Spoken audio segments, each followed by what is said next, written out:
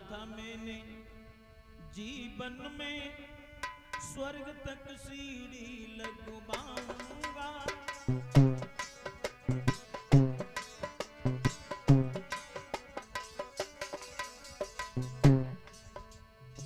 रावण ने कहा था लक्ष्मण, मैंने ये सोचा था स्वर्ग और नरक के बारे में लोग चर्चा करते रहते हैं, तो मैं स्वर्ग तक सीढ़ियां लगवा दूंगा।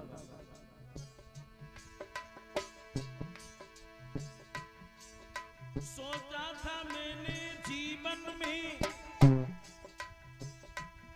स्वर्ग तक सीढ़ी लगवाऊंगा। यह भी सोचा था लंका में मैं चीर सिंधु ले आऊंगा।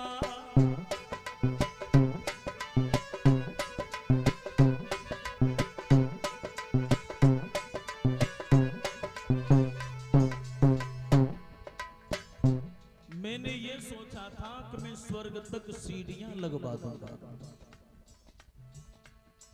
क्षीर सागर में लंका में लेके आऊंगा। अग्नि जलेगी लेकिन धुआं नहीं निकलेगा। ये काम मैं कर सकता था, लेकिन आज कल करता रहा।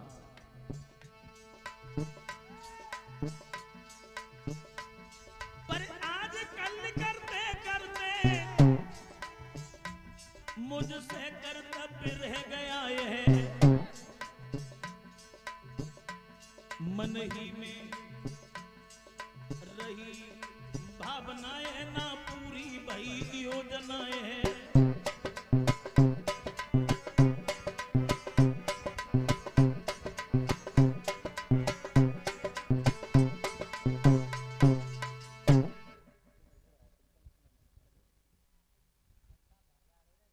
रावण ने और जब लक्ष्मण से कहा,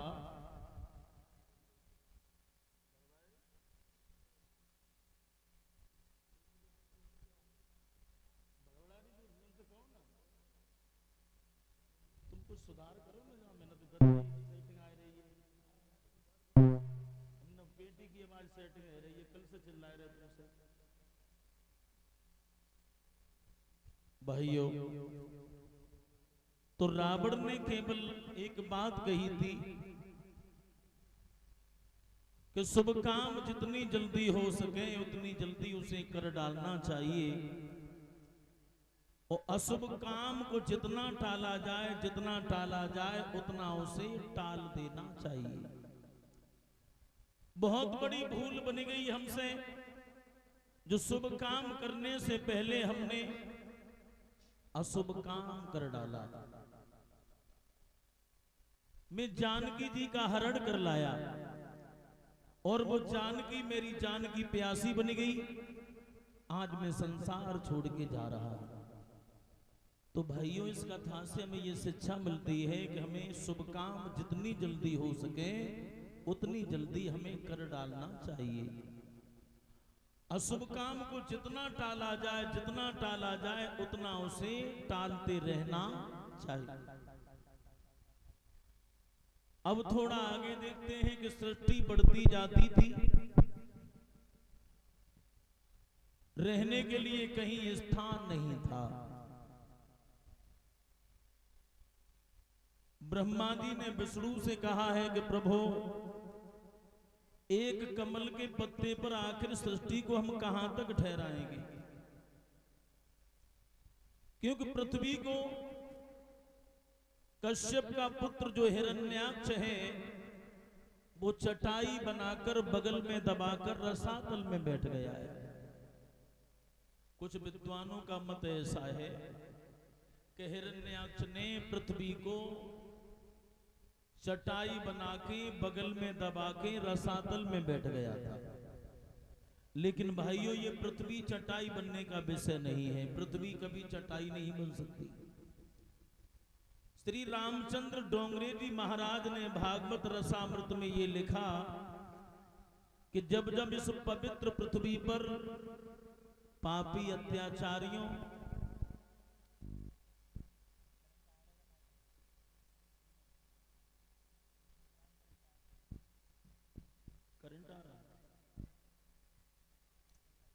पापी अत्याचारियों का जब जन्म होता है, पापियों के अत्याचार से ये पृथ्वी जब दुखी हो जाती है, तो ये पृथ्वी चटाई बनने के समान हो जाती है। भगवान ने कहा है ब्रह्मा जी से आप चिंता न करें, तो भगवान विष्णुदेव ने सूकर का रूप धारण किया, बाहरा रूप। और बाहरा रूप धारण करने के बाद में जो हिरण्याक्ष रसातल में बैठा हुआ था, पृथ्वी को लेके भगवान चलने लगे।